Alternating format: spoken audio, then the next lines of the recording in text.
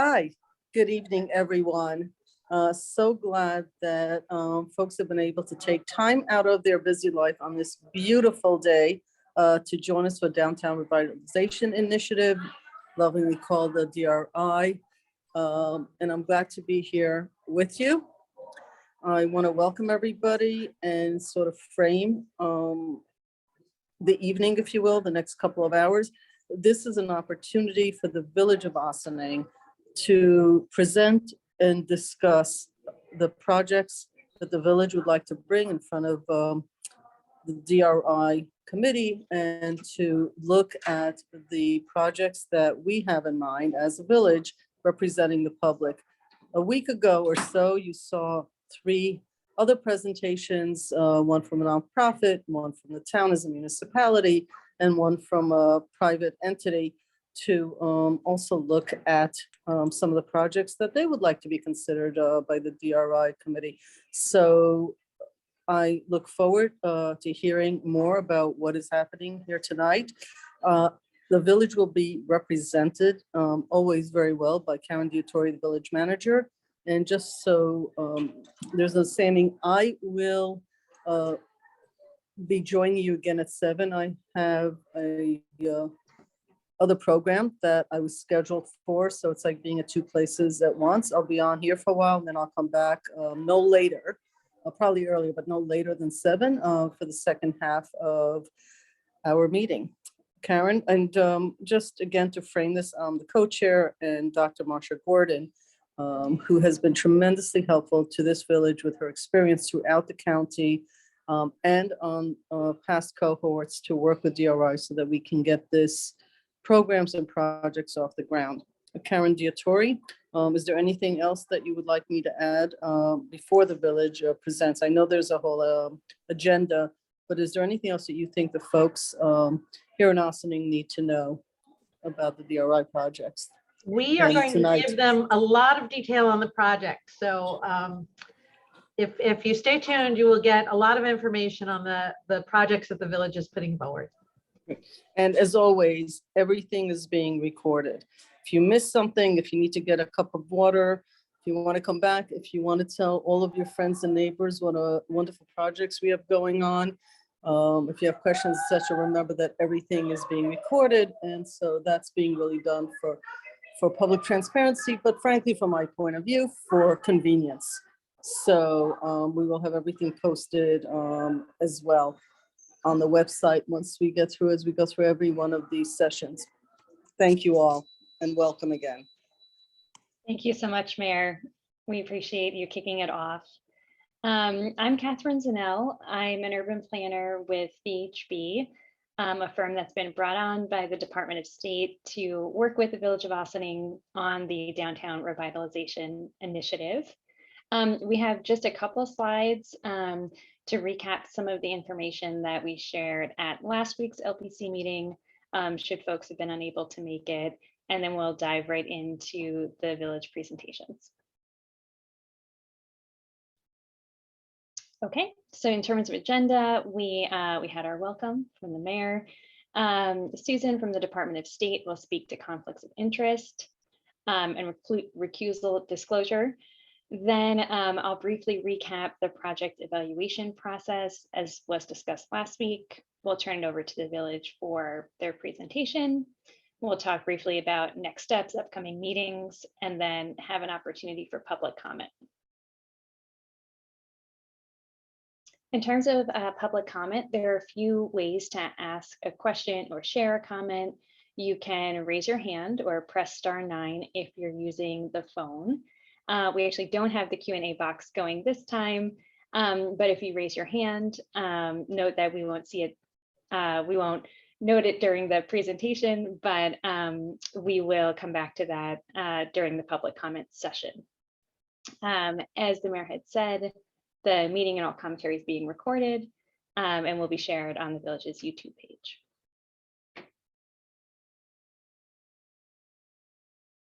Okay. Susan, I'll turn it over to you for conflicts of interest. Okay. So just a reminder about your obligation to disclose potential conflicts of interest. Each local planning committee member is reminded of their obligation to disclose potential conflicts of interest with respect to any of the projects that may be discussed today. If you have a potential conflict of interest regarding a project you believe will be discussed during the meeting, please disclose it now and recuse yourself from any discussion or vote about that matter. For example, you may state that you or a family member have a financial interest in a project, or that you are on the board of the organization proposing the project. Do any members need to make a disclosure?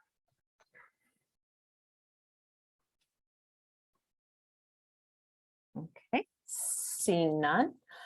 Please inform the co-chairs during the meeting if the need to disclose a conflict arises unexpectedly, and of course, then recuse yourself from discussion or voting on the project. Thank you. Okay, thank you, Susan. All right, brief recap of the project evaluation process. At last week's meeting, we heard from 3 project sponsors, as was shared by Mayor Levin. At today's meeting, we're going to hear from the village about the projects that they have proposed. And then following today's meeting, we will ask that you provide an initial assessment of each proposed DRI project. These assessments will be used for internal purposes, really just to get a feel for the process. Prior to the next LPC meeting, which is scheduled for early June, we're going to provide draft project profiles for your review. The project profiles are an important part of the strategic investment plan, which is the culminating document for this process and will be used by the state to make final funding decisions. Then at LPC meeting 6, we're going to ask that you assess each project and select the preliminary slate of projects to recommend for DRI funding. That preliminary slate will be shared with the community at a meeting in mid-June. And then in late June, the LPC will meet one final time to vote on the projects that will be sent to the state and recommended for funding. Again, the state will ultimately decide which projects receive funding, and we will hear from them about that over the summer. I see a hand. It's Kim Jacobs. Would you like me to? Yeah. Thanks, Catherine. Yeah. It occurred to me as you were going through that list, I know on the Regional Economic Development Council, one of the questions that gets asked is, what is the dollar amount below which your project can't go forward? And I know we're going to be oversubscribed, and I wasn't quite clear if that's a question either that you guys have been able to sort of suss out in your legwork, your due diligence on the projects, or if it's on a questionnaire any place. But for myself, at least, I think it would be really helpful to know if there's a certain dollar amount at which point we may as well not make a contribution to the effort, I guess. Thanks. Yeah, thank you for that question. And let me know if I'm answering it. There is a minimum dollar amount for DRI projects of $100,000.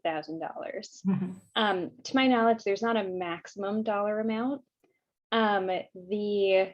The village was awarded $10 million, of which 9.7 will go toward projects.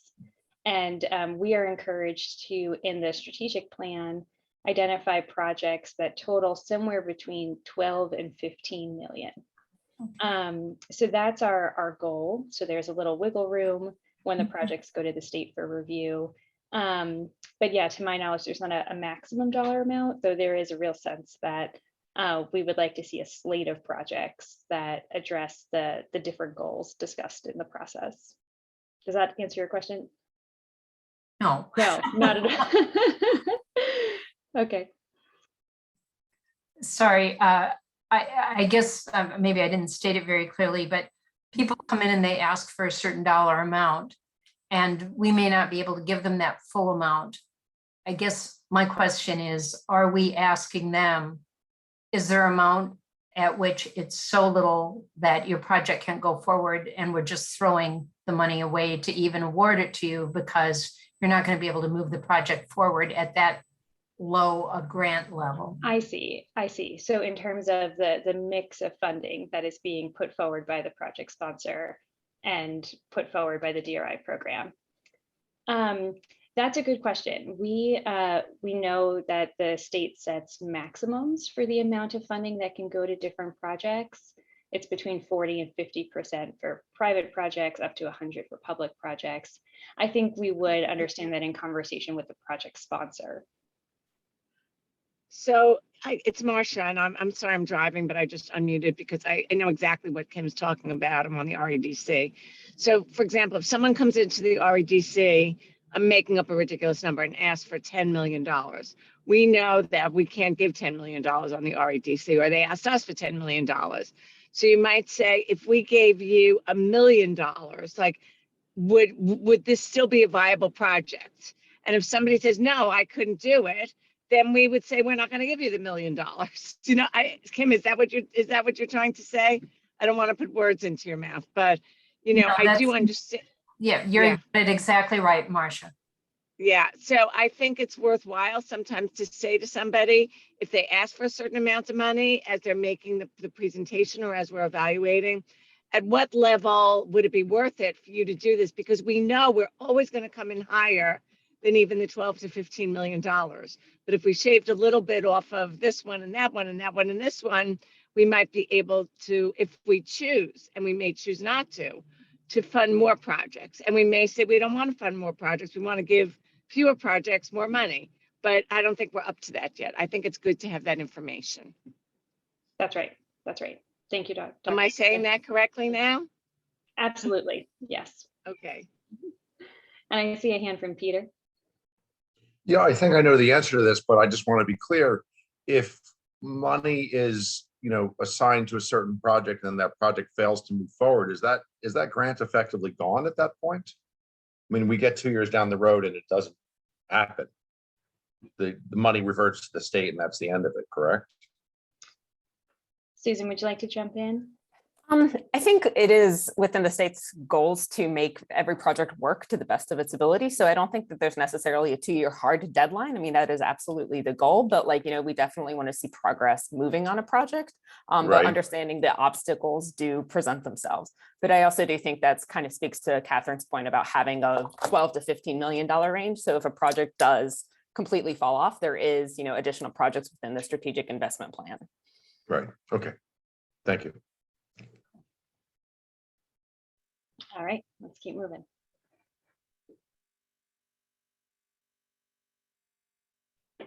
Okay, this is where we are in the DRI planning process. You can see we're at LPC meeting 5, looking ahead to another LPC meeting in early June, followed by a community meeting. Keep going. Okay. So all project sponsors have been asked to provide the following information for their proposed DRI projects. The project sponsor and any project partners, the location, current conditions at that location, if applicable, a description of the proposed project, including the timeline for implementation and benefits, again, with that goal of breaking ground within 2 years, as well as a project budget and the DRI funding request. Here are the project evaluation criteria. We wanted to put them up on the screen once so that you can bear these in mind during the presentations and as you're thinking about questions. They include transformative and catalytic potential. Will this be a meaningful, long-lasting project for downtown Austining? Project readiness and feasibility, sponsor capacity, public support, economic benefit, and community benefit. So I'll ask that you keep these in mind as you listen to the presentations. And so with that, I'm going to turn it over to Karen DeTore, the village manager, to talk through the presentations. Thank you very much. Good evening, everybody. So Maddie, you want to share the screen and we'll get started? We have a lot of projects to go through. So I'm going to take you through it, and I will try not to go too fast, but certainly ask questions. I think that probably what would be best is if as we go through the projects, because we have 12, if you want to ask questions after each project, that would probably be easiest, because otherwise you're going to forget, and we'll try to just make sure as we're going through that we are mindful of time, because I think you did 3 projects last week and you got 12 now. So we'll try to be efficient. I do want to start out by saying that we've put together an array of projects that many of them for many years have been vetted in the community. So we know that the community wants to see these projects. We did a lot of work when we did the application, and even when we did the application in past years around these projects to solicit community input. We're continuing to do that through this process. But a lot of these things are things we've been talking about for many, many years in Ossining, and we're happy to see them reach a point where they might actually come to fruition. The projects that we've put together are designed to work individually as well as synergistically to be both catalytic and transformative, and spur economic development. I think that's really important because you have a range of different types of projects. Some are very big and ambitious, and some are smaller and more nuanced. But together they are designed to work synergistically. There was a real thought to how these projects would work collectively as well as independently.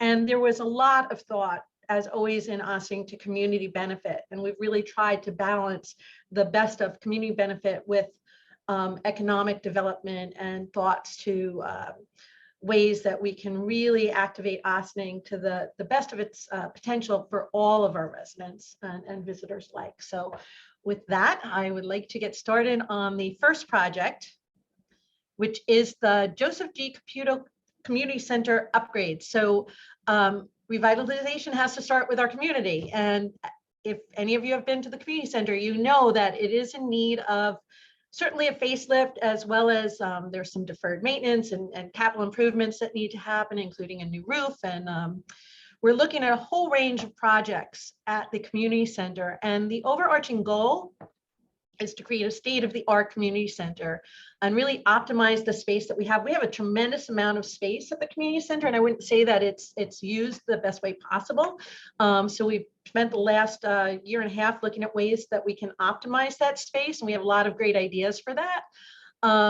Obviously, environmental sustainability and efficiency are really going to be key. So we'll be looking at all the decarbonization strategies, and we're looking forward to talking with NYSERDA about the stretch energy code and how we'll apply that to renovations in this building.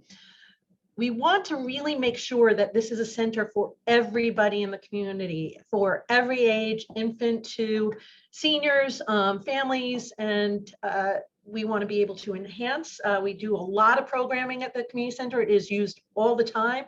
We want to increase the amount of programming that we can do there. We really want to maximize that intergenerational opportunity for people from all walks of life, all ages to come together. And we also want to create a place where we can really maximize the resources that we can put towards our new youth bureau. We're very excited about that as well. So we have a great facility. It's a great location. It's a great space, but it just needs some work. And we project that total cost, and this would include capital improvements such as a new roof. It would include space upgrades and refiguring of space. It would include a lot of capital improvements to the pool area, new locker rooms.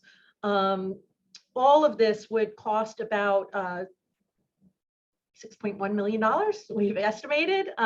We are working with, for all of these, by the way, for the cost estimates, we are working on refining these, working with VHB and their consultant Trophy Point to put a finer point on all of these things. But we've done a fair bit of work here. We also have some funding already allocated to the community center that will go to upgrades in the pool area, and that's through a grant that Assemblywoman Sandy Galiff got us, also through the Dormitory Authority. That will be specific to the pool area, and what we're looking for is DRI funding of about $2.5 million to fund the other elements of the renovations, which would include monies towards the roof, monies towards the community center upgrades, and the sustainability features.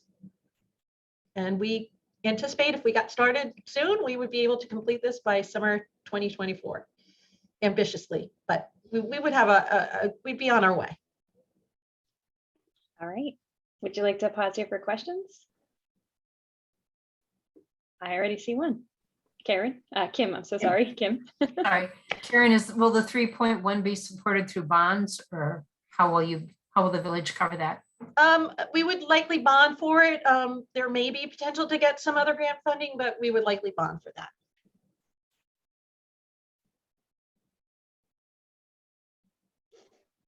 Any other questions? Adam? Thank you, Karen. 2 questions. One, are there any planned renovations to the exterior apart from the roof replacement? Second question is, could you say a bit more about how these renovations are going to increase traffic to or use of the community center?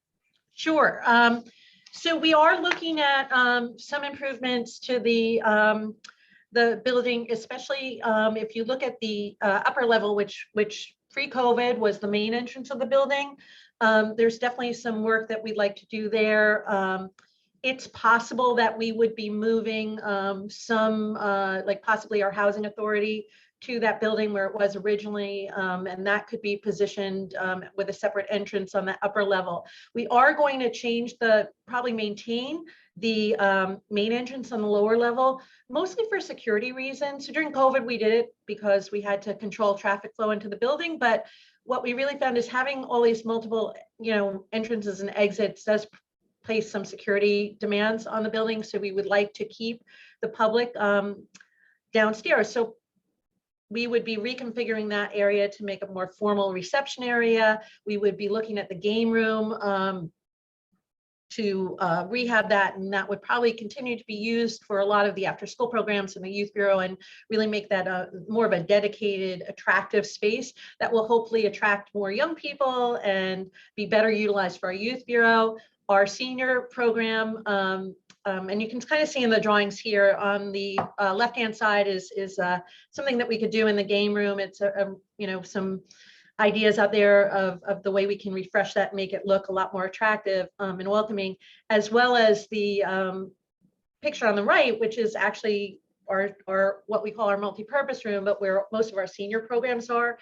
So the kitchen, and I didn't mention this because this is actually a town project, but the kitchen will be renovated through a separate grant, a community development block grant for the senior nutrition program. But we want to make sure that this space is really like a vital space. And right now it's not really a great space. It's not a welcoming space, and it certainly isn't as attractive as it can be. So through a combination of making the space more usable, more attractive, but also through programming that we hope reaches a broader audiences, and through better use of space, because right now we have some space limitations in the building. So we can actually run more programs if we had more space. And some of the space that we have right now isn't that usable. So by the reconfiguration, we'll create the ability to run more programs that are in pretty high demand. And there may be consideration to expand the footprint of the building. There's certainly opportunities to use exterior space more effectively for programming. So through all those ways, we really think that we can make this more vibrant, more attractive, but also increase its usage by the public dramatically. And that's a really important goal here. It is a heavily utilized building. We have increasing demands for it from almost every segment of the population. So we know that this is a good investment in making sure that we can really optimize our ability to serve more people in the community. Eric, I see that you raised a hand. Yeah, I'm sorry, my dog is chomping on food in the background. I'm so excited for this, Karen. I think the community center really does need a facelift. I just want to plant a seed, as it were. One of the projects that was proposed by the community that didn't make it was a community garden. And if there is a way to integrate the community garden into either this project or the streetscaping project, I think that would be really wonderful. And I'm going to stop now. Thanks, Erica. I do want to mention that we will be doing a small sort of teaching garden this year through the Grandpas United program, which is a mentoring program that the Youth Bureau is running. We are giving thought to how to make a community garden viable.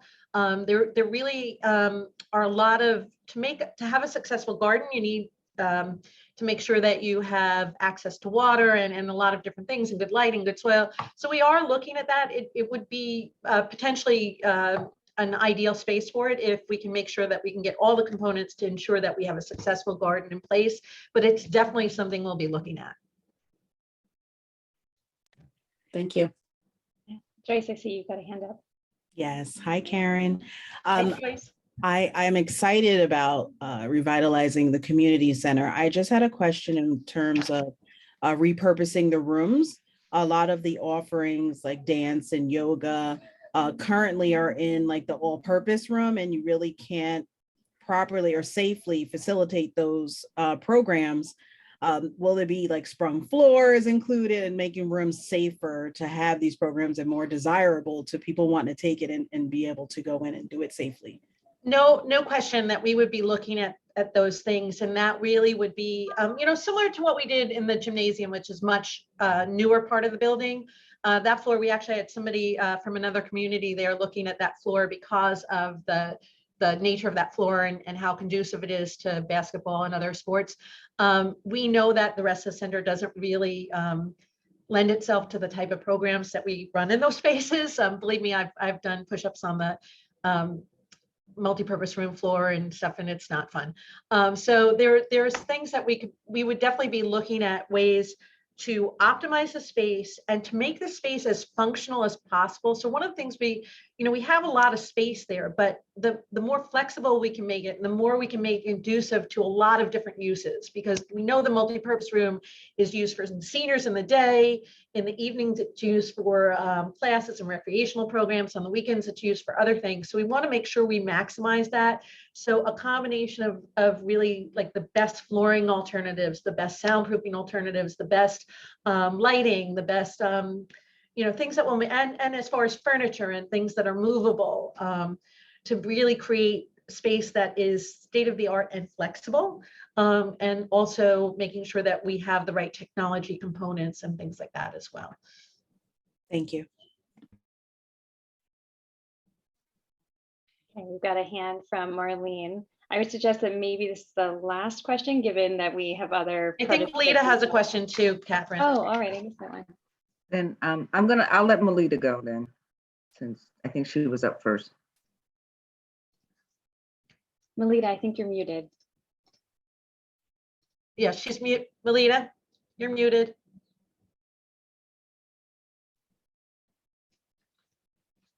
Still muted.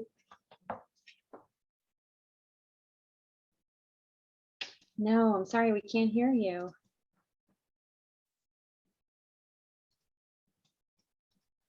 Okay, do you want me to just ask my little very simple 5-second question? I'm okay now? Do you You're hear good. me? Now we can, okay. Good afternoon, everyone. I have a question for Karen. I'm very excited about all that is going on with the community center, but my question is related to the pool. I've been trying to use the pool sometimes, and most of the times it's used for classes. So I would like to know if in that funding for the pool, if it would be addition to more space, if we can use the pool in a different way, because when I try to use it, it's always with classes. So yeah, we do have a lot of demands for the space. I don't think that we could accommodate an increased space, for the pool. We're kind of set with that, but I do think that we can look at ways that we can get more swim time in for people, more independent swim time, balance the needs for classes. We do have a swim team too, so it is used a lot, but certainly in terms of utility, the pool is a well-used facility within that facility. So we can talk about that, and I can even talk to you offline about what times you're looking to use it and see how we're going to be adjusting the programming going forward. I think that any plans for like another pool or an outdoor pool is not included in this round. So we'll have to wait till the next round of major funding to come in for that. But for now, we'll try to work around the many demands we have for that space. Very good. Thank you. Thank you.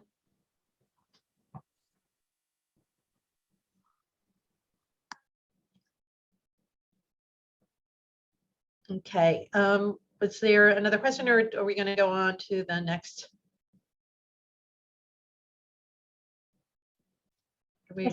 Okay, great. Okay. All right. Marlene, you can always text me too. I'll answer your questions. So, or anybody who has additional questions, reach out to me afterwards if we don't get to everything today. So now we've structured these projects in sort of a loop. So a short walk from the community center leads you to the gateway of Main Street. And that's 200 Main Street, the former Bank for Savings, which was gifted to the village in 2004 and has been sitting there pretty much empty ever since. And probably before then. We have issued an RFP, a request for proposal, to identify developers who'd like to take this iconic historic space and make it into something spectacular. We did not get responses the first time around, but I think that's really more of a function of timing. And we had sort of a short window, and we were also not able to get people into the building because we were in the process of remediating the building for asbestos mold, which we were doing with a grant that we received in 2019, which gave us the money to remediate the building with a match from the village. So we were able to do that. And Maddie and I were in the building with our Director of Public Works, Paul Fraioli, today, and it is spectacular. For a building shell. It really is a wonderful, wonderful space. And on the left-hand side, we put in, right-hand side of the picture rather, we put in some pictures. So the lower one is of the ground floor, and then the picture on the top is you can kind of see the ceiling. It has this wonderful carved ceiling. It's really beautiful. It needs repair. But it could be done in a myriad of ways, even in a stress way. There's so many options. The vault is still there with the original vault door. The building just lends itself to be a really, really fabulous eatery or entertainment venue. And there's a myriad of opportunities to stage the space. So to really make that, drive that home, we are going to be asking for $1 million. Again, we're refining these numbers, but whatever goes in there is going to need a heating and cooling system and an elevator. So we would like to put that in because we do not know exactly what the final use would be, but knowing that there's money for that would be certainly an incentive for anybody who wants to fit up that space. And I can't think of anything that would go in that space that would not require those elements. So that's our thinking right now. We reissued the request for proposal. We are going to have a walkthrough next Friday. And if members of the LPC would like to see it, we'll make sure that time is available. But we are expecting people who are interested to show up for that. And some of the former challenges that had plagued this building, aside from asbestos and mold, were a limitation of parking. We are working on the Route 9 road diet, which means that there would be parking right on Route 9 in front of the building, and potentially a parking garage in the Brandworth lot too. So that would solve one of the biggest obstacles that building had faced for redevelopment in the past. All right, we'd like to pause there for questions. I see Marlene, you raised your hand. You're muted. Sorry.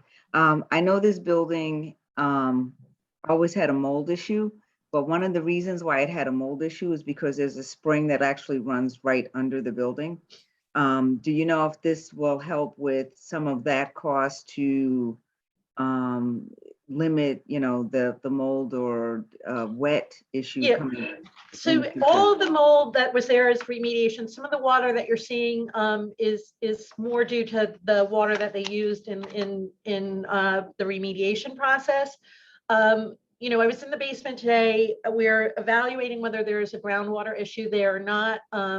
there's a couple things we're going to be doing, but I think that if there is a groundwater issue, I'd already talked to Paul Fraioli about ways we would look into mitigating that. As you know, we're not really sure that that's the case, but definitely that whatever the existing stuff in the building was addressed, whether there needs to be drainage work done on the exterior of the building, which if it's a groundwater issue would likely have to be done. We are looking into that. But right now the building is really pristine inside for a completely gutted building. Okay, because It doesn't really look pristine, but yes.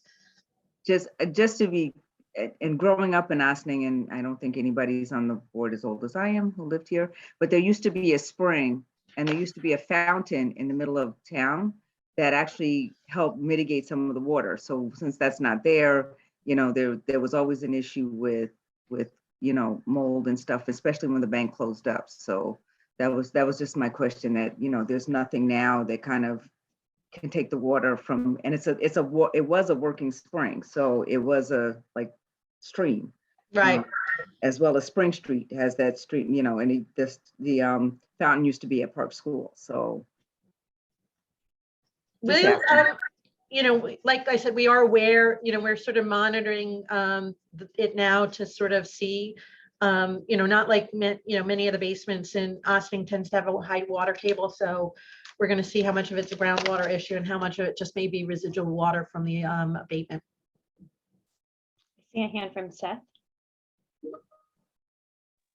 Yeah, hey, hey Karen. I just wanted to ask just about the building envelope, the roof, the windows, I mean, all these other kind of structural components to the building.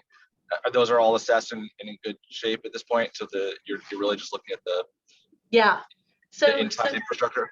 The inside, it's really right now sort of a blank slate. And for the right developer, it might really work well because you have some architectural elements in there that can be embellished and used as part of the final design. But the roof, the windows, everything else they're in good shape. Thanks. Adam, you've raised a hand. Yes, I'm chairperson of the Village HPC, and I'm tremendously excited about this project. And I just wanted to remind the village, maybe others on this call, that this is not only a locally landmark property, it's a National Register listed property. And there are really tremendous tax incentives for commercial property owners of National Register listed buildings. There are tax credits available up to 40% if you combine the state and federal tax credits. 40% of the cost of rehabilitating the interior of the structure, for example, could be taken as a tax credit. So I think between this investment and the potential tax credits that are available to prospective owners, I think this is going to be very, very attractive and really revitalize the downtown once it's occupied and in use. Cool. Thank you, Seth. I see a hand from Peter, and maybe after that we could move to the next project. Yeah, very quickly, my question is actually for Adam. Do you know the addition on the back of this thing is not original? Is that actually landmarked at this point, or is that not part of the landmark? I don't have an immediate answer for you, Peter. Okay, thanks. Okay. Okay, any other questions on, okay. We're on to the redevelopment of Main Street lots. So we have been really fortunate, despite a really sort of brutal 2 years that have been difficult on the whole entire world. You know, Main Street's seen a lot of momentum, and we want to continue to build on that momentum. We want to reclaim our Main Street and reactivate it and make it even more vibrant and create an environment that fuels the businesses there, brings new businesses, new people to Ossining as well. So we have, actually it's a combination of 9 parcels that sit on 2 sites that are currently basically surface parking, and it's our beloved Market Square. and the parking lot where we have the farmer's market, as well as the post office parking lot, which extends all the way up to the pharmacy in the back there. So there's quite a bit of space here that we're kind of using to park cars. There's really an opportunity here, a significant opportunity to do everything that the Downtown Revitalization Initiative is intended to do in these spaces.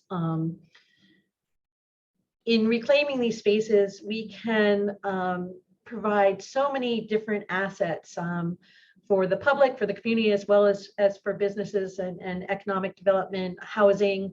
And we're really playing into the critically important trends of walkable villages that are sustainable, that are, where people want to live, where they either want to age in place, or they want to start their lives, or they want to work, work from home at.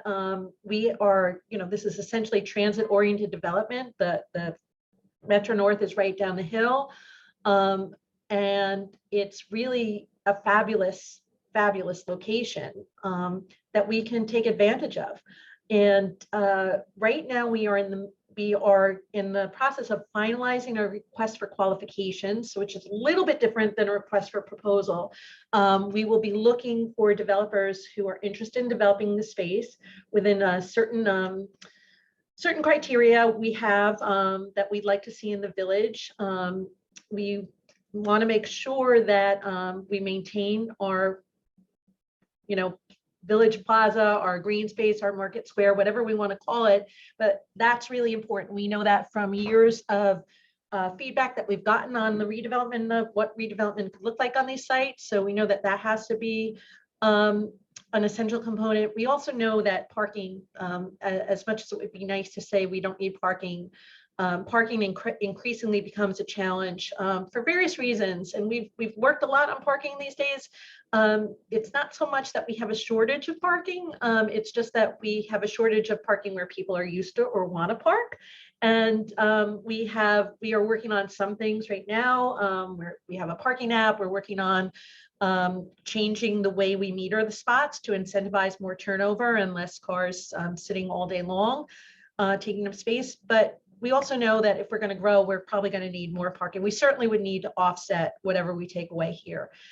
So this project needs to be paired with a parking garage, a parking structure that would be located in the Brandreth lot, which is immediately across the street behind, where Main Street Deli and Open Door and 147 Main Street are now. So if you go to the next slide,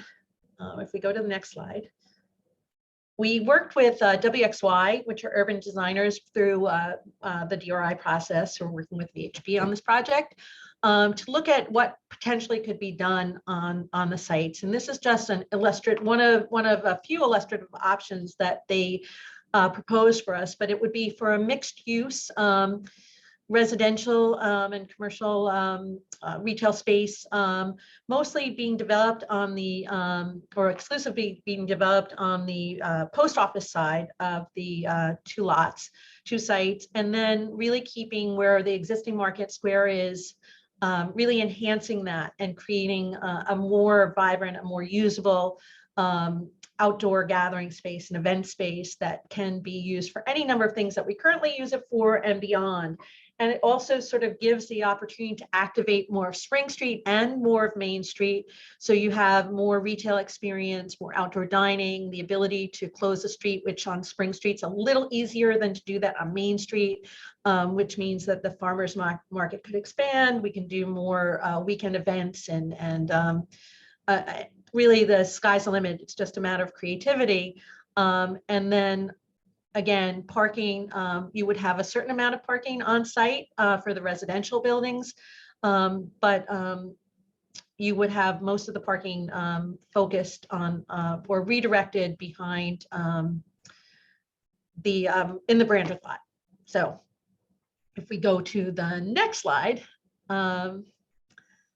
we can, I just want to shout out to Jeff Shoemaker, who when we were doing the application did this rendering, Jeff's an urban planner, of what an activated Market Square redeveloped Main Street site could look like. And that's from the vantage point if you're sort of sitting at Main Street Deli and looking across the way.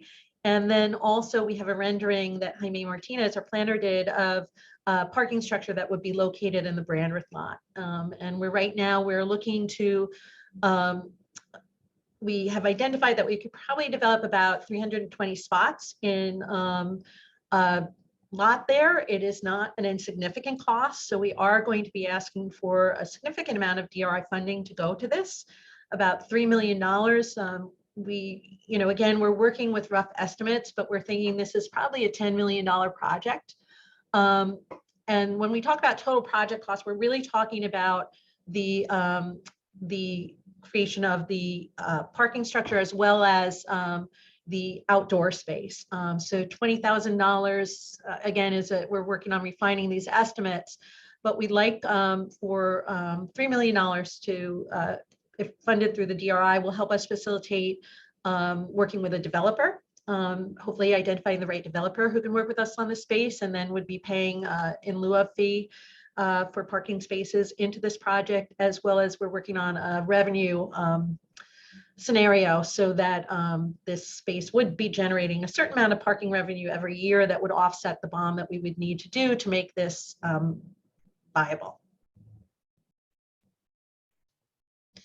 And if all goes well, we would start in the spring of 2023. Any questions? Yeah, hand from Erica. Hi, so the remaining funding, you mentioned that you would get a bond and you would also be doing a payment in lieu can you talk a little bit about that?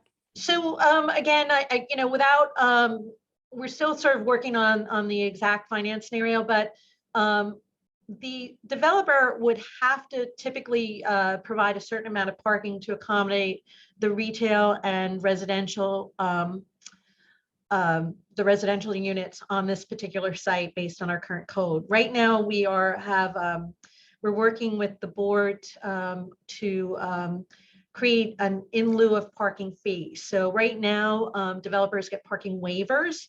A little bit of the challenge of that is if they may get a waiver, but if ultimately you keep kicking those waivers down the road, it is creating a little bit of an issue now. So the idea would be create an in lieu of parking fee where a developer might be able to offset the need for parking on site by putting money in per space for a parking structure or other mobility alternatives. So those we're working on that legislation right now, so that's not been finalized, but the idea would be that the developer would work with us in that fashion to facilitate the ability to put a parking structure in the Brandreth lot. So when you say developer, the idea would be that the post office parking lot would the developer purchase that from the village, or would Yes, it be? The developer would own the lots, and the way we're looking at right now, the developer would potentially be responsible for the open space too and the development of that in partnership with the village. So we're working through some of the finer points of details, but typically we really want the developer to take ownership of those spaces and develop it as sort of a cohesive outdoor mixed use development.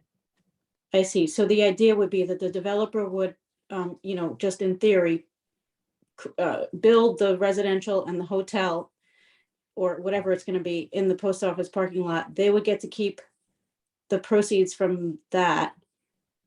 And Right. then the rest, and then you would leverage that, the work that's done at Market Square because you're giving them those two Yeah. lots. So there's there's a couple of different ways that we can work this with the developer, and that's why we're looking for a request for qualifications, because we would like, it's possible a developer might want to develop both sites and do an open space a little bit differently. So we want to make sure we're leaving options. So we're just trying to facilitate that thinking and look at things more creatively.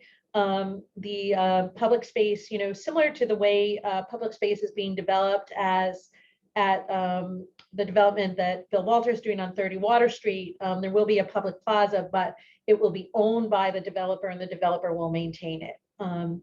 That is a little bit different than what we did when we did Harbor Square, where the developer maintained, created park, maintained it for several years, but after next year, when the pilot expires on that, on the next 2 years, the village will then assume the responsibility for maintaining the park, and that's a public park. So there's a couple of different ways you can do it, and I don't want to say that we're set in stone on any one way, but we just know that these are the components we want, and it is very helpful in doing these projects to have a developer's expertise and capacity to develop the outdoor space as well. Okay, I see hands from Marlene. And I think there was one other, but go ahead, Marlene. Yeah, just very quickly, I know that we're talking about parking, but several of the buildings in that area have parking waivers, you know, because there's really no parking for the residents, all, you know, without using within the building itself. Will that transfer over to the new parking structure as well? Because we'll be taking away their night parking in front of the post office Absolutely. and down the street around the corner. So yeah, and I'm sorry if I didn't make that clear. We'd be looking to take about 114 spots and replace them, and then plus the spots. So say we'd be netting probably an additional 100 spots with the parking structure, given that what we'd be taking away from the surface parking that already exists in those 3 lots. But the idea would be to provide a lot more space for retail parking. We can work overnight. You know, we are sensitive to the overnight needs, and these are things that Maddie Zahachi, Assistant Village Manager, is working on. And so I think there's a lot of different ways that we can activate this parking that would satisfy not only this development, and it's definitely, the reality is this development can't happen without that parking garage, where it would be very, very challenging for us to be able to figure out a way to get that done. But this would also benefit not only this development, it would benefit anything that happens at the Olive Opera House, any of the other infill development, and any of the apartments currently there that are struggling with overnight parking. So does this include lighting? Because if you put a parking Absolutely. structure, okay, that was my only question. So you know, we are really sensitive about the fact that sometimes parking garages can be seen as undesirable things because they're traditionally not safe or things like that. That would be something that we would actively design around. So lighting. There's also some interesting components that we could do too. This would abut the aqueduct. So there may, and you know, we also have a grant, an e-bike grant pending. So if we got that, we'd have a lot more e-bike stations in Ossining, and you could create a hub here, if you would, so you could drive and ride, which would create another sort of destination opportunity in Ossining. And we'd like to make sure, obviously, it would be fitted with charging stations and things that would hopefully activate other alternative mobility opportunities, and you know, maybe someday a trolley or something like that. So we would really be looking at doing something that was not a scary parking structure, but something that had some sort of other, you know, ancillary community benefits as well. All right. Any other hands for this one? We're at 7. We can keep moving.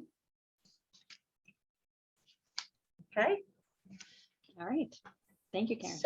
So a little bit of this is like, you know, when you go shopping and you get that new pillow and for your sofa, and then you realize that you have to redo everything. So if we're going to be redoing our community, the idea of really helping all our businesses be able to make sure that their facades are improved and that we maintain what really is quite remarkable architecture in our community. We are asking for a revolving fund, and the state does commit up to $600,000 for these funds. That could be used and administered. We'd probably work with a local nonprofit group to administer the funds so that people could have no interest loans for facade improvements. And I think that, you know, those of you who are business owners and building owners, and anybody in Ossining who owns one of Ossining's beautiful older homes knows how hard it is to maintain them, and to maintain them in terms of really bringing out the best of the architectural elements and history that we have here is not cheap. And any way that we can help our businesses do that and help really preserve the historic beauty of our buildings, we'd love to be able to do. So this would be a really great way to make sure that we are spreading the benefits of the DRI funding to as many as possible, and really doing it in a way that makes the downtown, I think it would be transformative and catalytic, so. Yeah, and I can add that this is a project that we see across DRI communities. Kim, I see you've got a hand raised. I think my question is for you, Eric. I hope Eric is still on the call. Doesn't the state have a standalone facade improvement program that is very similar to this? And I guess I'm asking that question in, again, acknowledgement that our requests are going to far outpace the revenues. And if there was another way to come at this, maybe it would save us $600,000. I'm aware of the state having had, and I don't know if it was through HCR or Empire State, facade improvement program. Do you, Eric? There is facade improvement through HCR. However, I don't know if the Village of Austin qualifies for CDBG dollars or not. I'm not sure. Can I jump in on this one as well, Kim and Eric? Yes. Only because I sat in Karen's seat for a hot minute, and we did have downtown, I'm gonna say downtown development funds that started the first part of the facade improvements. CDBG funds in Ossining are run through Westchester County, so it's kind of difficult to always get them for facades and stuff like that. So there are other ways, but it's a little bit more difficult, Kim, to get it for like a block of different. And I think I think we went for historic funds as well, but I'm not so sure that we even got that one. Peter, so you got a hand up? Yeah, I mean, is there any way, if we were going to do this, to make receipt of any funds contingent on fixing the signage? Because looking at this particular photo, I don't have a problem with the facades. What's bringing it down is well, look at it. It's not consistent with the historic nature. I think one of them has a temporary one because maybe they haven't gone through the approval process, but that's what brings down the look of that block more than anything else. Those two buildings in the middle have been completely redone, and yet because of the way their signage is, it looks like the developer didn't do anything. I can chime in and say that I think that the funding can be used for signage in addition to facade improvements, but we could confer with the state and with the village to see if that's something we would want to include in the program. Okay. Jeff, I see you raised a hand. Yeah, maybe related to that, it's more an issue of providing guidance to business owners so that they know, can we provide guidelines as part of this sort of revolving fund that helps to guide them on things like signage that could, because they might not have a clue about what makes a good storefront versus not so successful one. Can I say something? Yes, Melissa. And I will say I saw Karen nodding in response to Jeff's question. Yes, I think those are really good suggestions. I think they're all really good suggestions, by the way. Yeah, over the years, we had problems with the signage, and some signage on the historical buildings were not approved. I had a problem here on 125 Main Street. And I believe this had to be done with Historical Society. There was a group that would take care of these. I think over the years, nothing has been done. I was told that we could not use neons in front of light neons in front of the road. I mean the stores, and now I see a lot of stores have it. So I really, really would like this issue to be part of the fund, because that's what it makes a downtown look like a downtown. Historical buildings be historical buildings. Right. And it's very important. I totally agree with Peter. This needs to be done. More emphasis in what kind of sign. And I remember when I applied, I could not use certain things. So I believe this should be for all the landlords. Thanks, Melita. Dana, I see you've got a hand up. Yeah, I assume that the Historic Preservation Commission would be looped in on this, since they already are the ones who issue certificates of appropriateness for signs and facade changes and all that. Absolutely. No question. Is there a penalty for folks who don't conform to the sign rule? So there is, you know, we do issue violations. We do, you know, I think that, you know, in the historic district, you have a bit more leverage than you do throughout Ossining. This topic comes up all the time.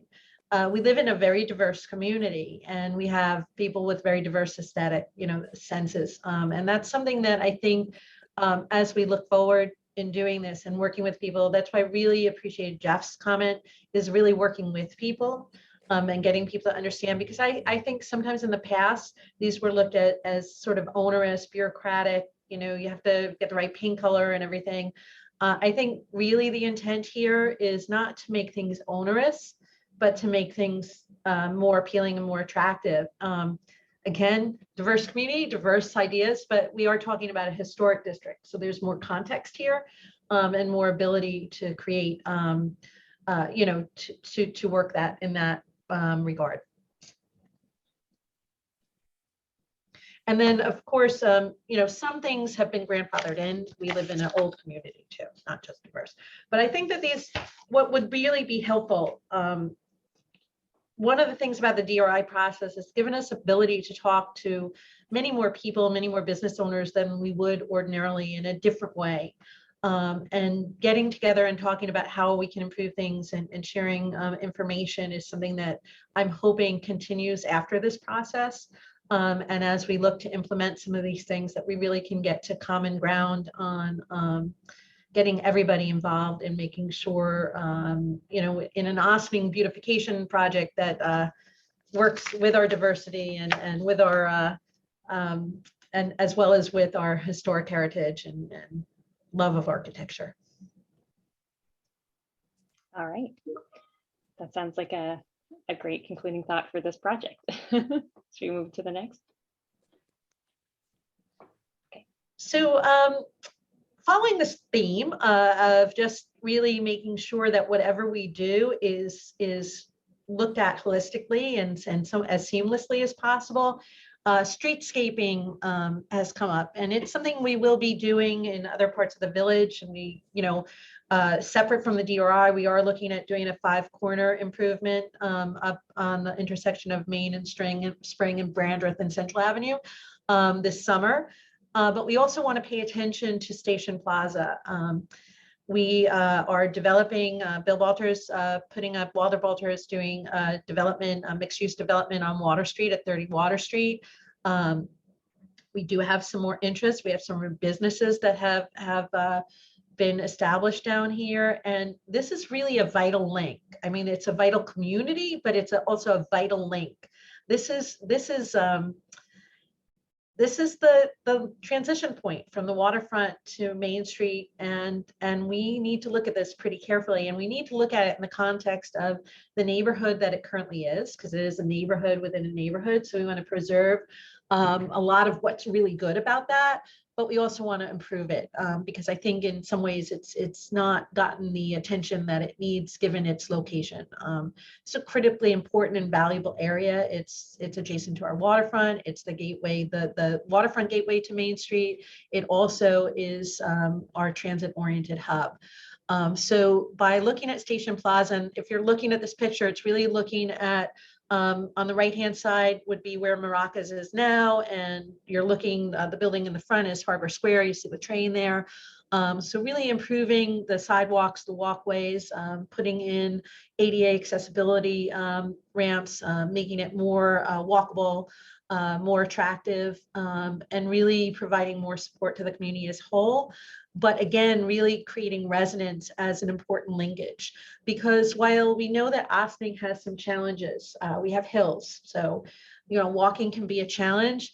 Throughout all of this, as we make as we create more activity, as we look to create more buildings, more mixed use, more public interest and community benefits, we're also encouraging walkability and drivability and bikeability, but certainly walkability. And it becomes much more of a friendly space to walk despite the hills if you're engaged along the way. So this, we're anticipating this costs about $500,000. It's not a huge job that we're looking at, and we'd be looking for $350,000 worth of DRF funding for this. Okay, thank you. We can pause here and see if folks have questions.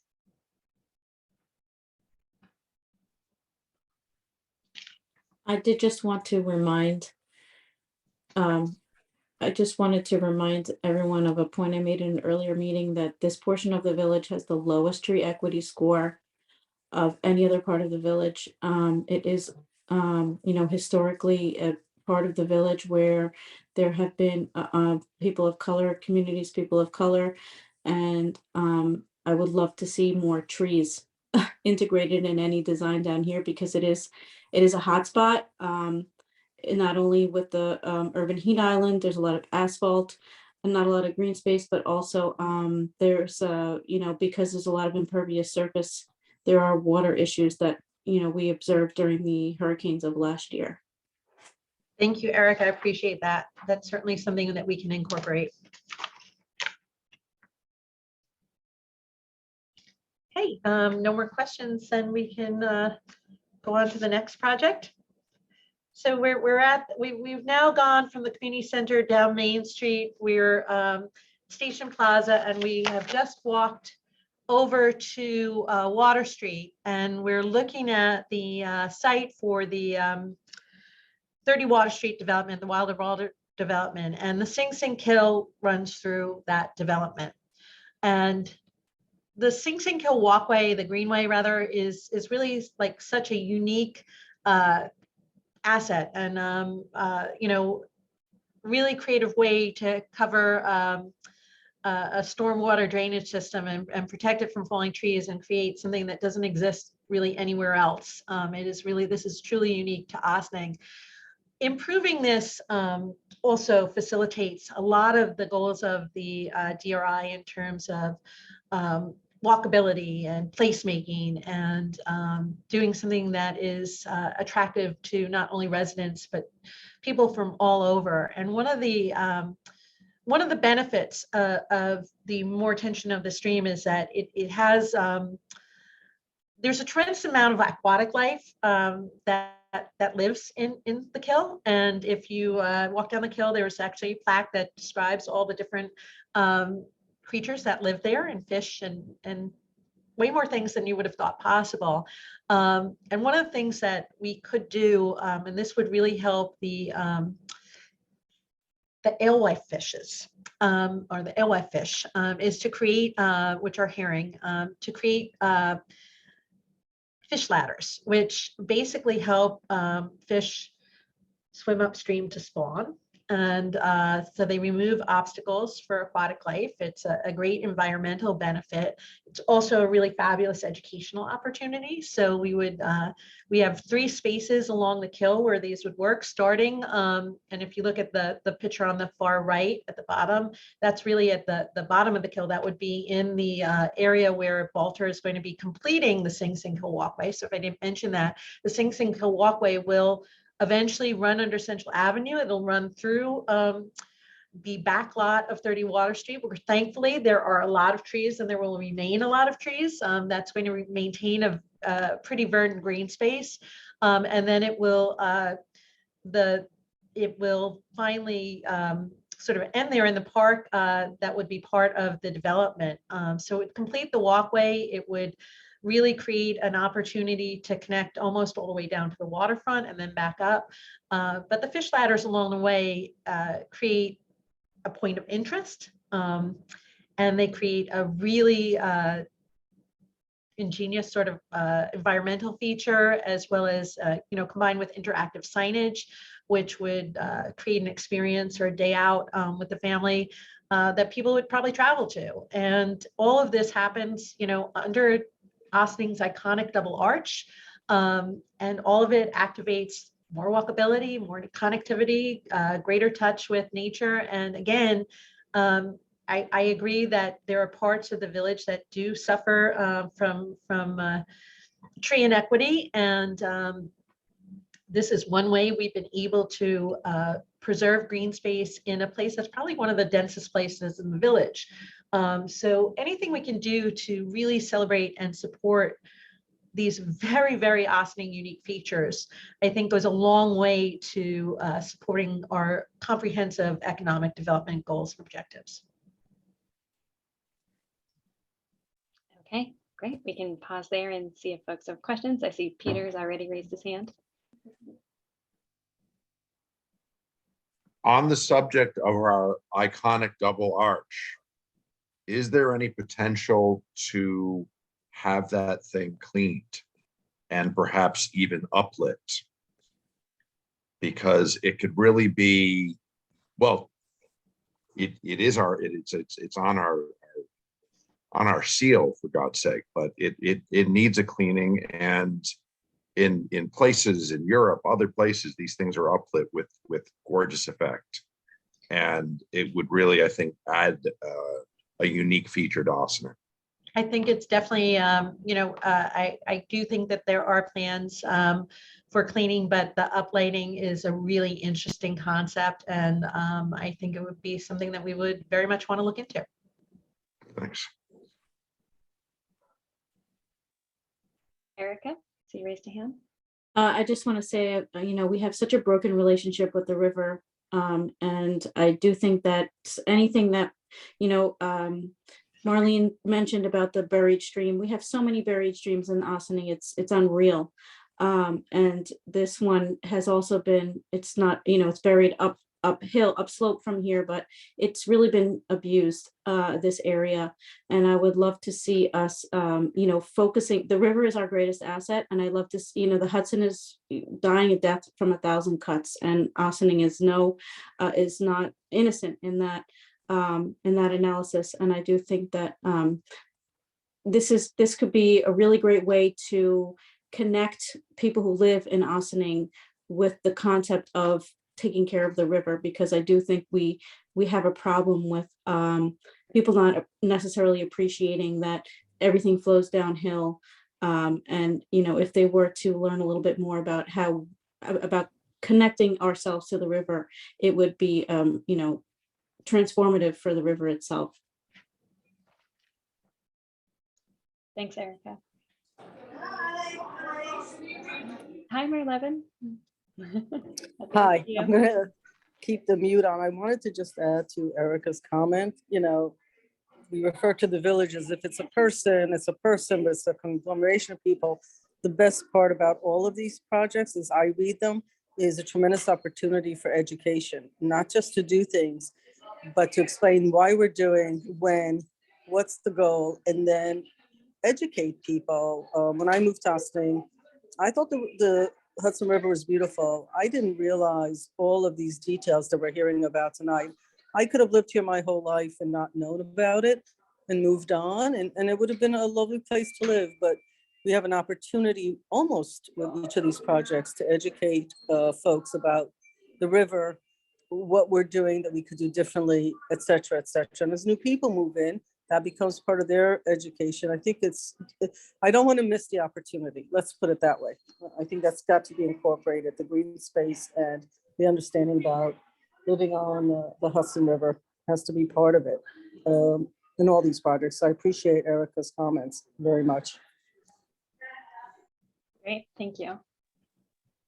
Okay. Oh, hi, Melita. Hi. Also talking about the Sing Sing Kill Greenway, I walk there often. There's a lot of garbage. I would like to see if that could be also cleaned. Mostly educate the landlords not to dump garbage in the back. That's awful. I take my grandkids there and teaching them that we need to go green and we need to preserve the environment, and see so much garbage and they want to pick it up.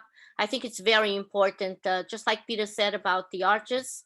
The whole Sing Sing Kill Greenway, it's so beautiful. A lot of people don't even know that that exists. It's a plus for our village and for our residents and whoever comes to visit. We need that to be more with the landlords, not to them. We don't want garbage there. There's a lot of garbage on the walls. I appreciate that. Thank you. We are aware that, as Erica said, things seem to run downhill. So it is a little bit of a challenge, but we're working on it. Peter, I saw that you maybe raised a hand. Oh, you're on mute. Just a comment, I was gonna say, educating's fine, find them. I Well, just got a did I tell you violation. about the I just got a stockade that we were violation. gonna put My in grass Market is Square? tall on Ann Street. Find them deeply. Yes, They will learn. agree. Yeah. Money All right. talks. And with that, perhaps we can. I'm using those two Next one. quotes in our next legislative session when we discuss fines. All right. So I think this really speaks to, what we were just talking about along the Kill, but also activating interest throughout the downtown area. And think these are things that could be potentially expanded beyond Ossining, really instilling art and beauty and points of interest and augmenting and enhancing our current museum in the streets. But those of you may remember 10 years ago, almost 10 years ago, when Ossining celebrated its bicentennial in 2013, they did it with a community sculpture display, and it was a complete, there was a red line that you can still see in some parts of Ossining that took you around to all these magnificent sculptures throughout the village, even beyond the DRI boundary area. But love to create a reboot in 2023 and create permanent installations. We do have a couple of things that remain. The peace sign, of course, and there's a sculpture in front of Village Hall, but we'd love to create a permanent installation that complements the other things that we're doing to really activate this experience that you can have walking through and around Main Street down to the riverfront, back up through the Greenway. And, whether you decide to take a swim in the community swimming pool or go to whatever fabulous restaurant's going to be at 200 Main Street, or sit in our newly fitted out Market Square, having points of interest, having art, having things that are compelling is really a wonderful way to activate engagement in a unique way that's truly can be owned by Ossining, that speaks to placemaking, and that speaks to any number of the things that we want to celebrate in this community, be it its diversity and its architecture, it's, everything about it. So if we can continue to perpetuate that, we would like to do so. This is a really a project that just ties everything together in a really nice way. And we're asking for DRI funding for this as an enhancement to everything else that we're doing. Okay, I see we've already got two hands up. I saw Brent, then Marlene, then Erica. Yes, thank you. And I couldn't unmute myself earlier, so I want to make sure my conflicts of interest are recorded with the Sing Sing Prison Museum and also possibly the Olive Opera House. But I'm commenting on this. I would be a little cautious about calling something a permanent public art installation. I would favor something that is more of a changing public art or public sculpture, because what is permanent today, 5 years from now, may not look so great. And I think it also encourages new new artists who may not be selected the first time to stay engaged in the future. Thank you. That's a great point from somebody with lots of experience in these types of things. So I appreciate that. Great. Thank you. Marlene? So being on the board when we did the first set of sculptures, Brett took the words out of my mouth, that sometimes doing it with not permanently, but actually, I'm going to say just contracting with the different sculptors and just making sure that we have the insurance to cover. It kind of gives you the opportunity to have sculptors coming in and out and the change. And again, it also lessens the chance of a lot of damage from it being there permanently. You know, we have some people who don't appreciate art as much as others. So having, you know, something that is removable or that will be moving on with something else may deter some people from, you know, swinging from, I'm looking at those doors a couple of years from now. Great, thank you. Erica? I love the idea of public art. I liked the sculpture. Wasn't crazy about the red line painted on the sidewalk, and I'm sure we won't do that again. But I will say that I know that a lot of folks in the village have expressed interest through the years for public murals. And if there's any way we can integrate murals, I know that, you know, the city of Beacon has some really great public murals. Every time I see the side of the Lillian's Youth Center building next to that empty lot, I'm dying to see a beautiful mural on that building. So I would love to see the village expand the idea of the sculpture, and even, you know, perhaps, you know, thinking about the transitional aspect of when we're thinking about these projects, I want to think about whether they're, you know, what's the word I'm looking for? Not transitional, but transformative. It would be great if we could, you know, use local artists. A lot of these sculptures, they're beautiful. I love the peace sign, but they're not really Austining folks. If we did have, you know, local mural artists who could, you know, we could integrate different types of art into the village aside from sculpture. I think that would be, for me, more attractive as a project. Thank you for that. Noted. Melita? Yes, and I totally agree with Brent and with Erica, because I remember last time when we had the sculptures, there was a lot of attraction for different people that came from outside. So that will be attracting people, tourism for Austining. So when Brent said that we could have public sculptures from different artists, I think it's a plus for Austining, because that is a way they do tours, they do different things, and I think it's much better, much better. All right, that's great. So instead of a permanent and ongoing installation. Yes. Okay. Important change in semantics there, so good. All right, moving on. Okay. So now we have, you know, really walked the downtown. We've been to Station Plaza. We've been down the Sing Sing Kill. We've seen the beautiful art, and we are going to relax at the river. Here, you know, as Erica said, this really is our greatest asset. What's more wonderful than the river, and how lucky we are to be here. So we have two projects that speak to more river activity. And the first one is something that we're proposing in partnership with the Village of Haverstraw, who has also won the DRI this year. There's probably about 425 people pre-COVID in 2019 who take the ferry from Haverstraw every day to commute back and forth to the city and get on the train. During COVID, MTA saw its ridership go way down during the week, but their weekend ridership actually maintained pretty good levels. And that's because a lot of people were coming up from the city to spend time here in the country. So we are proposing a pilot program to use DRI funds to a pilot program with Have a Straw that would increase weekend travel on the ferry. So from May 1st through October 31st, 1 weekend day each year to be determined.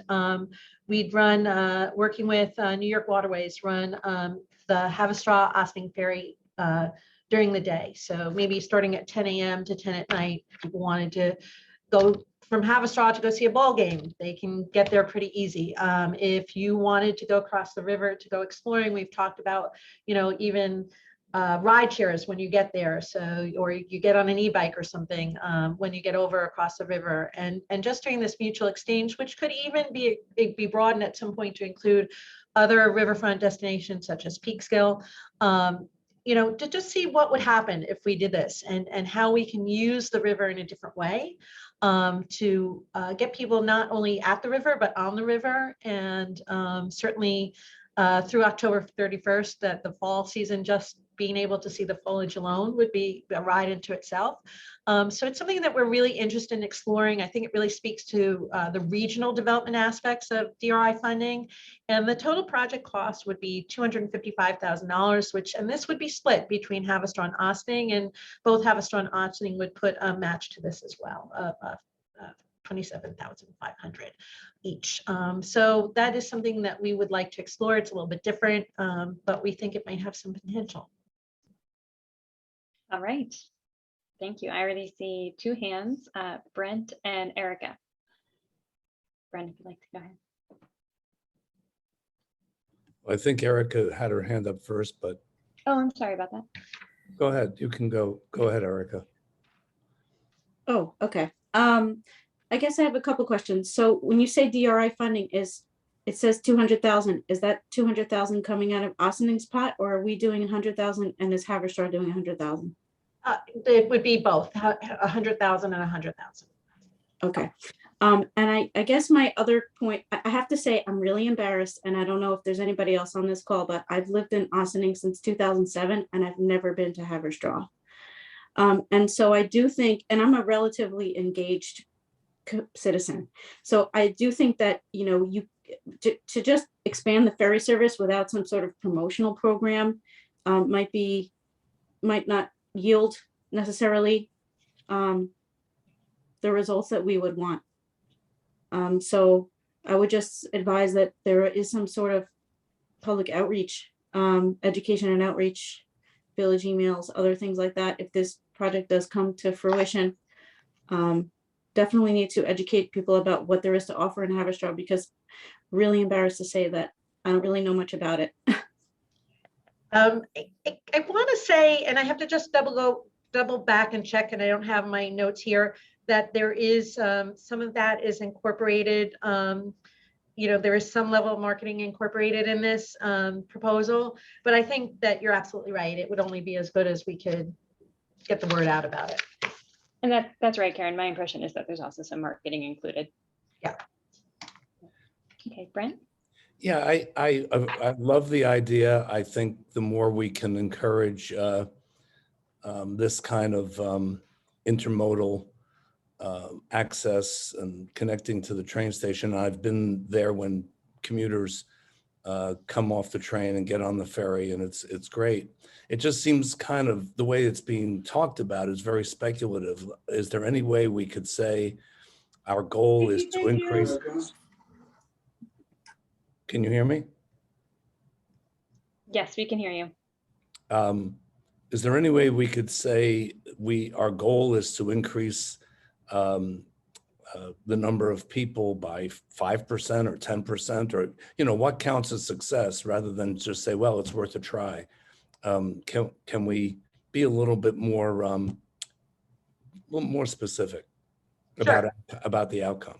Sure, we definitely can. I think we can, in conversations with Have a Straw and based on input they're getting too, definitely we can amplify this in that regard. Thank you, Brent.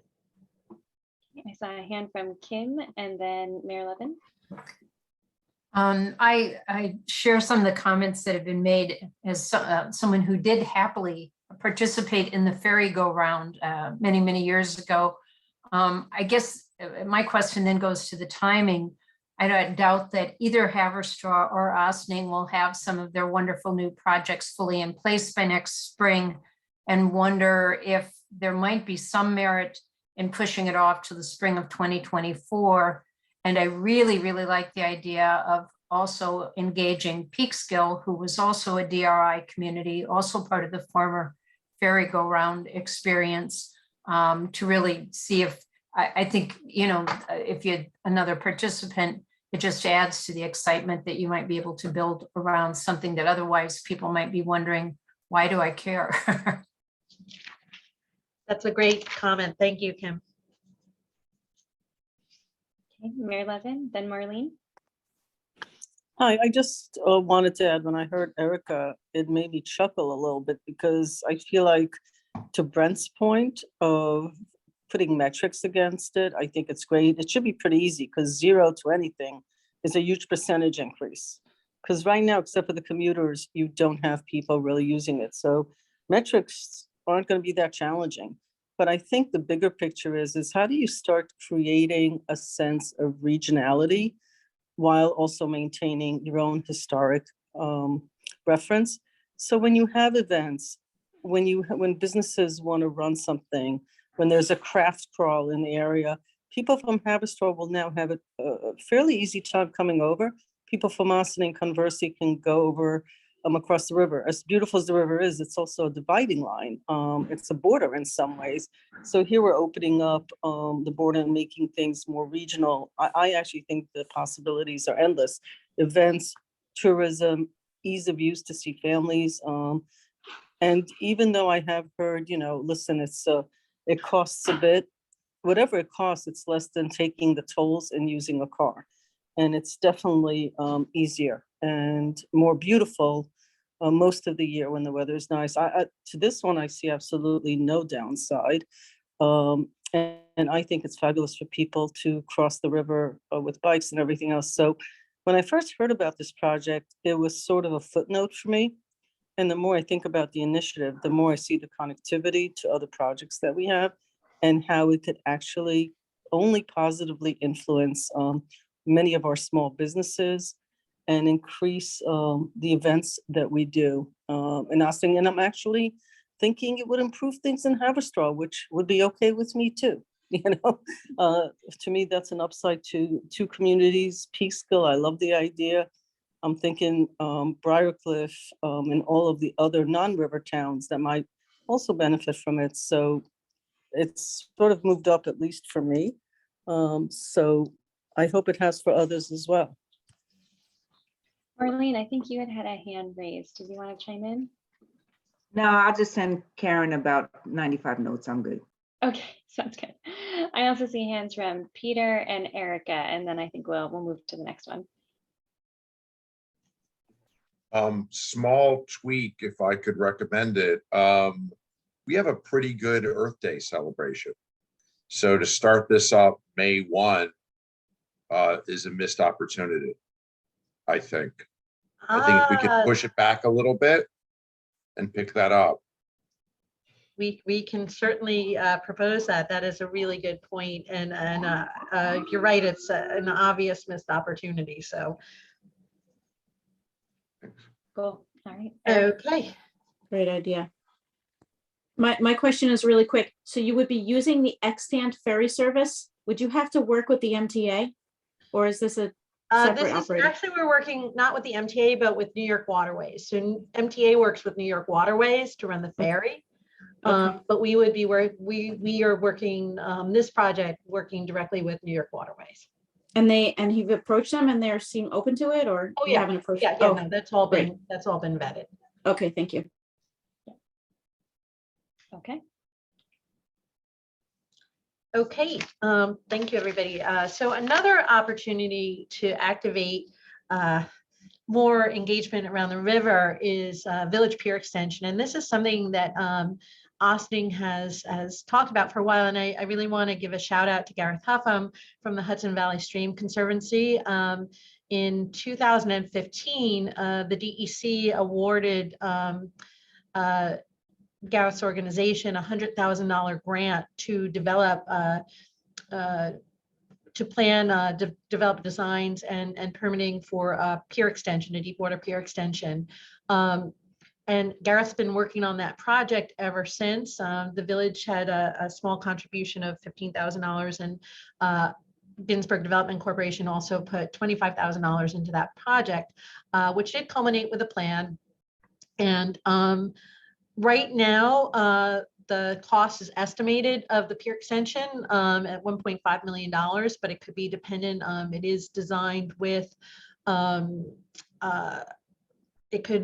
have one phase that includes a fixed pier and one floating dock to accommodate large ships, and phase 2 could accommodate some transient docks for smaller boats that are maybe visiting the riverfront. And the DRI would help facilitate, make this project a reality.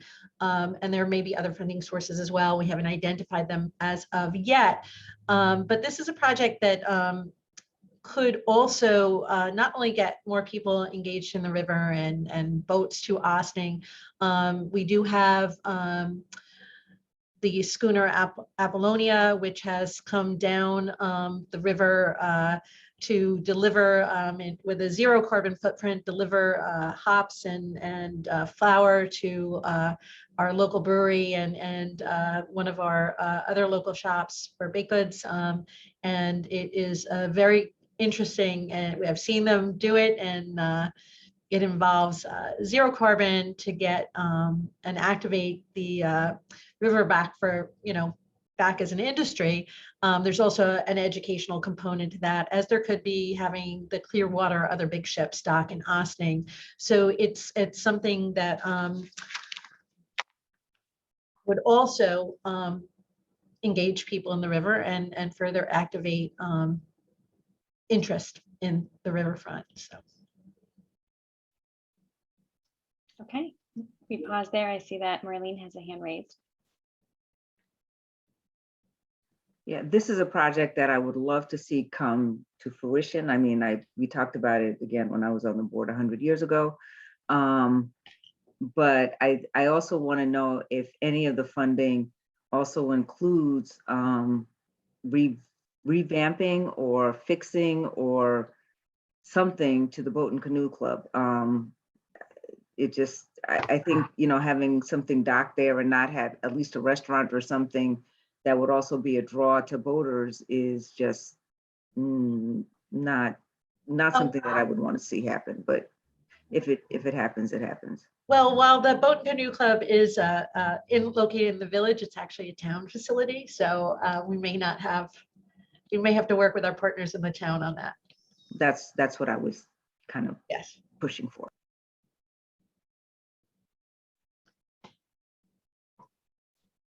Okay. Oh, Peter, you've got a hand on this one? I mean, in the city, there are a number of eateries that operate on boats on the river. Is it possible to do that on this pier? I have no idea, but I'm sure that we could find out.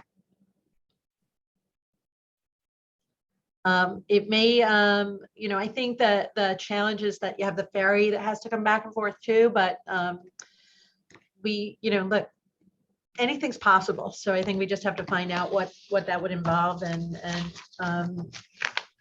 what partners we might need to engage to activate that. Thank you. Thanks. I'm seeing any other hands among the LPC members. So I think we could keep moving. We had planned to start public comment at 7:45. I think we've got 3 more projects. So okay, doing pretty good. All right. So again, 12 projects. You did 3 last time, so I feel like we're making headway. So oh, I agree. Yeah, I'm trying. So one of the things, ensuring access to information and technology is essential for equity, to make sure that no one's being left out here and creating opportunities. And we know during COVID that some of our residents really struggled with online learning and remote classes and remote work because they did not have Wi-Fi readily available where they lived. And we have been talking to a group called Nature, and Nature provides Wi-Fi services in low-income communities to make sure that we have equitable access to Wi-Fi. And we think it's important, and we certainly have the opportunity to work with Nature to increase access to public Wi-Fi, free public Wi-Fi in the DRI boundary area and ultimately perhaps beyond. So we would want to work with using DRI funds to purchase the Wi-Fi transmitters and connect to existing fiber optic lines and things that, like, I'm really in a place where I probably don't even know what I'm talking about, but doing all the things you'd need to do to get that connectivity and Wi-Fi in the public right away. And the village would then, our contribution would be to support that on an ongoing basis after the installation was complete, paying for that service. This is a relatively, as DRI projects go, not a tremendous expense. We'd be looking, actually, the cost on this is we've already talked to Nature, it's $156,000 and change here. So, but this is important. It's important for our community. It's important for all of the reasons that we not only want to have economic development at Nosting, we want to have community development, and we want to have equitable, inclusionary development and success for everybody. And this is a really important component of that. And again, COVID really demonstrated how important it is in a community like Nosting. All right, thank you. We can pause here and see if there are any questions about this project. Erica, I see a hand. I'm just curious to know if we've collected any data to see what the demand is for this.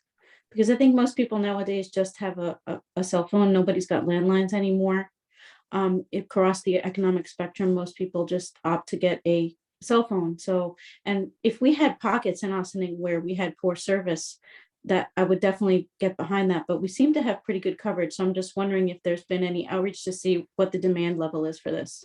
Certainly the demand for this is significant. And we know it is because we work closely with the school district during this time. So while it is true that people have cell phones, not everybody has the ability to have the level of service that they need to make sure that they're connected. And, there's some limitations with some of the, as ubiquitous as cell phones are, access to Wi-Fi is not as ubiquitous, unfortunately. And we did, while we didn't do an official study on this, this was something that came up time and time again throughout COVID as a need. I see a hand from Joyce. Sorry, I was having some technical difficulties. I think it's a great idea, just using the, sorry for the 2-year-old in the background, using the public Wi-Fi. Having it will be wonderful. When I do work, I want to take advantage of our open space, even going down to Waterfront, sitting in Market Square. And my service sometimes does not work properly. So having additional Wi-Fi would be beneficial. Just being out around town and taking advantage of our beautiful village. Yeah, if I may just add, thank you, Joyce. It really became apparent during COVID. Remember that half of the community lives in apartments.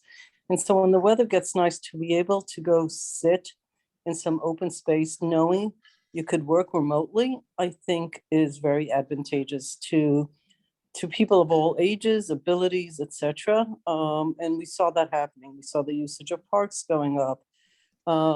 It's sort of allowing us to create open space, but also let people use the space. It's I think from an economic development point of view, it's also really important that we can attract people who more and more might work remotely and are able to be outdoors more and know that they can count on being able to work remotely. I think it's actually something we learned. I wish we had more statistics, but you just have to drive around the community to sort of see it. And we saw the use of the community center and how overused almost it became because people needed space. Thank you. Yeah, and the type of work people are doing too, like, I think people do have access, most people, and not everybody, it's not quite as wide. People have cell phones, they don't always have smartphones. But the ability to do homework and even work from home without public access, without access to Wi-Fi is not doable on a phone. So that again was where we saw it most acutely, and certainly, we tried to work very closely with the school district over COVID to create pockets, and I know the library did too. And we had kids in parking lots trying to do their homework. It wasn't good. So whatever we can do to make sure that we bridge the technology divide, and that we make sure that real equity comes down to making sure that we have access to information and access to be able to optimize remote, whatever we're doing remotely in the future as much as possible. And we're at a disadvantage there. I see a hand from Seth. Yeah, I mean, I was going to comment earlier just that it has a lot. I see this as being beneficial to kind of kids in schools. It's not just like a work from home scenario, but and kind of to that point, open space using your computer outside is lovely. But does this technology help the residents in the DRI zone? Does this reach inside of people's homes, or is this something that really works only outside? How does the technology work? Gee, you just really exposed my knowledge of this. I will have to find out about that. I don't know. Maddie might know, because I know she's been talking to the nature people. I don't. Maddie, do you have the? Yeah, it's actually not meant to also be used by households necessarily. It's really meant just for the public spaces at Gordine and in Market Square. Got it. Thanks. Okay, that answers that. Thanks, Seth. Okay. All right. Any further hands? We can move on. So we're coming now to sort of wrap this up and bring it home. We've just done a tremendous amount of work in Austin, improving things, making them better. We have a state-of-the-art community center. We have fantastic destination eateries and newly developed apartments, and we have all sorts of activity going on at the waterfront and throughout the downtown area. We want to make sure people can find parking and find everything. And it's not always easy to find the Sing Sing Kill walkway, or to understand exactly where the Croton Aqueduct intersects, or to understand all of the rich history we have with our museum and street. So wayfinding signage is really going to be important, because this is how we're going to make sure that residents and visitors know how to navigate our community, and that they can do so safely and efficiently, and they can do so in various modes of transportation, whether on foot, bicycle, public transportation, electric bicycles and scooters and motor vehicles. We really want to make sure that the wayfinding signage helps our businesses, supports economic development, attracting visitors, making sure everybody knows where all the best places to go are. And again, promoting Austening's unique assets and identity. So really, this is a way to brand Austening. And with improved signage and improved wayfinding signage, we can make sure that parking and all types of things are more easily accessible, and that people are finding them and discovering what a wonderful place this is, whether they've lived here forever and they've never seen the Sing Sing Kill, or they're new to the community. Okay, I see a hand from Marlene. I just wanted to ask if the signage will be readable from the street, because the current signage we have is so, and I'm going to say ornate, because can't think of a different word, that it's hard to read. So if you're driving down North Highland or South Highland Avenue and you get to a sign, you'd almost have to stop the car to read what it says to make the right or left. So, just having something big and kind of easy to read from wherever, I think would just, And I think in my head makes more, I just want to know how readable it is. I think readability, we have to prioritize that. I would agree with that. If we want it to be successful, I think it's definitely, sometimes we get caught up in the design and lose the readability. We'll try not to do that. Brent, I see you raised a hand. Yes, from experience in museums, people don't read signs. As much as we can make it intuitive wayfinding, the better. I understand we need signs, but this is also an area where there's so many communities up and down the river throughout the country who have developed good signage programs that we should not be afraid to steal good ideas. And there's also some communities that have terrible signage programs. So this, I agree, scrapping all the signs and starting over, I think every few years, that's a good idea. There's like it's like an archaeology of signage there in many communities. And I think removing all the layers of previous signs and starting over is a good idea. Cool, thanks, Brent. Jeff, I see you've got a hand up.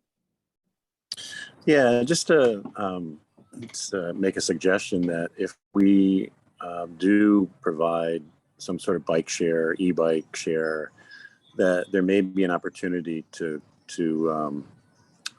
combine this effort, similar to City Bike in New York City, where, as part of the City Bike network, a wayfinding system was also included. So whenever you would go to a City Bike station, you would see a map that would orient you and help to connect you or tell you where to go from one station to another. So if there's an opportunity to combine this with any other things that the village is looking to do, we should consider that.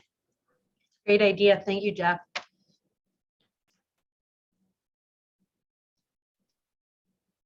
Okay, I don't see any other hands on this one. All right. So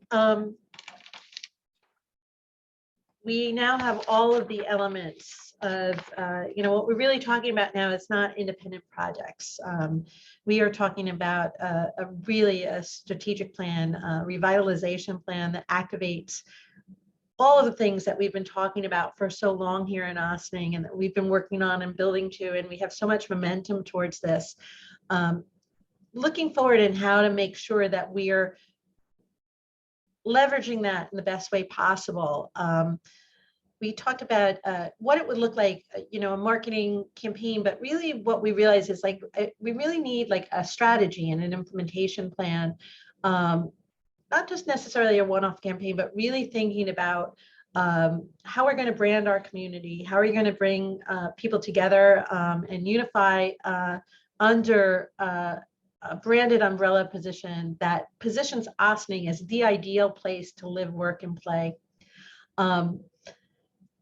We want to make sure that we are engaging our businesses, that we can augment their efforts for increased in economic investment, tourism, and then also instilling pride among people so that maybe keeping your community clean and having more attention to how your signage looks and everything becomes more, you have a more vested interest, because we know that not only do people spend money where things look nice and look good, people also want to be in places that look nice and look good. And we have an opportunity to engage people in that through a branding exercise, working in partnership with the Chamber of Commerce and other key stakeholders to really galvanize those efforts and grow them and augment them, and increase our universal capacity for targeted economic and community development. There's a role that the village can play in this, which is more general and more overarching.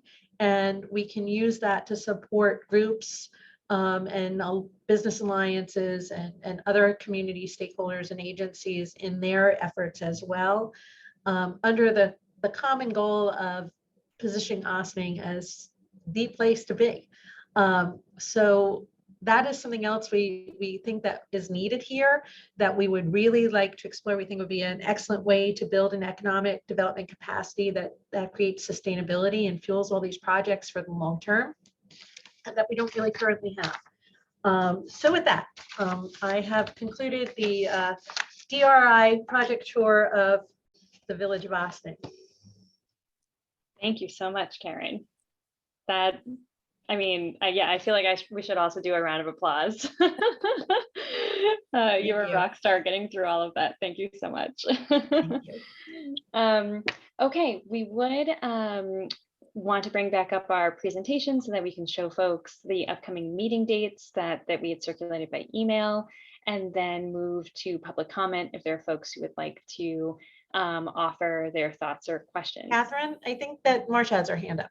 Oh, Marcia, please. honestly, I just want to echo Catherine's applause. I mean, I was blown away by how well thought out these were, as well as last week. I mean, I've seen a lot of presentations, and I'm really blown away by what's in the Village of Austin.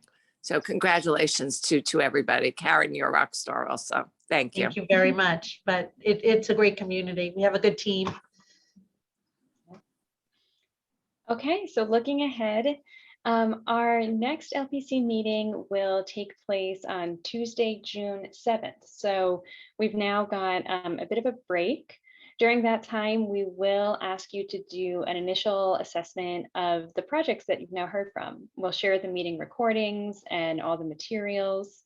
And that will be, you know, a sort of first pass to get a feel for the project evaluation process. Then before LPC meeting 6, we'll share the draft project profiles. And at that meeting, we'll work together to select a preliminary slate of projects. If you're unable to attend that meeting, please let us know. I've already heard from 1 or 2 folks, and we'll work together to make sure that your input is incorporated. Then in mid-June, a week later, on the 14th, we'll have a community meeting where we share that preliminary slate and get some feedback, a sense of priorities from folks. And then the final LPC meeting will be a week later on the 21st, when we'll ask you to vote as a group to identify the projects that will be recommended to the state for DRI funding. I should flag as well, it's not up here, but we mentioned last week, the virtual meeting room and the survey that we created to solicit public feedback on the 15 proposed projects is still open, and we're going to leave that open through May until the 31st, and then we'll share that feedback with you all before the next meeting. So if you know people who would be interested in learning about these projects and sharing their thoughts, please share that information. You can find it on the Village's social media pages, and we'll share it by email too. Okay, with that, we'll move to public comment. If you're interested in asking a question or offering a comment, please use the raise hand feature on Zoom. You can press *9 if using a telephone. We'll ask folks to keep their comments or questions to 2 minutes. And just a quick reminder again that this is being recorded. Jamie, could you help me and see if there are folks who have a hand raised who we want to recognize? Certainly. There was someone that did have their hand up earlier. I don't know, Gareth, if you want me to bring you over, because you did have your hand up. Okay, great. I'll do that now. It's going to take a moment for him to come over. Yeah, no problem. There you are. Gareth, if you can turn your, do you want to take the, stop the screen sharing so that Gareth can speak, because he's going to have his camera on? Sure. Okay, thank you. There I am. Hello, can you hear Hi. me? Yes. Great. First of all, I want to say great job, Karen. There are so many wonderful, exciting projects. I do not envy those of you who have to make the choices. I did want to answer, I'm not sure who asked the question, whether boats that serve food would be able to be accommodated at the dock, and absolutely true. There are a host of river cruise type boats that offer food and drink and jazz and dancing, that kind of thing. And they would be, perfectly situated. I mean, we would be perfectly situated to take advantage of those.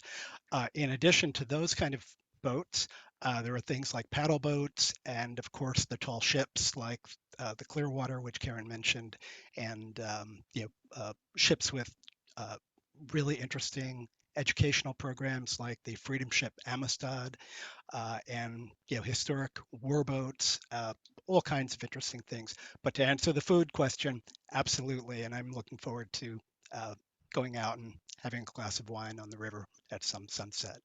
So thank you again.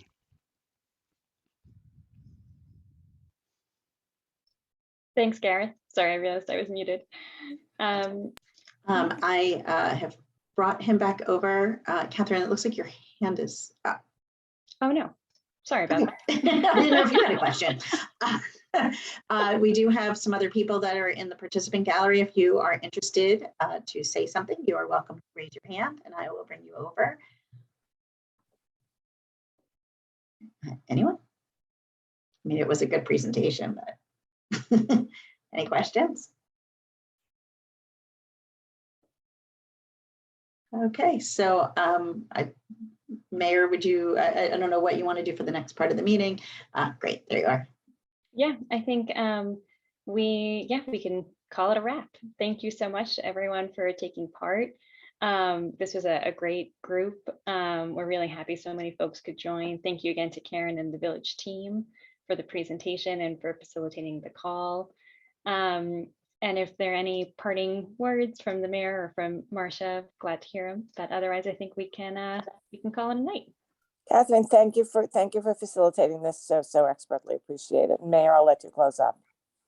I think she may have already jumped off. So okay. Have a good night, everybody. Have a good night, everyone, and we'll talk to you soon. Bye-bye. Thank you.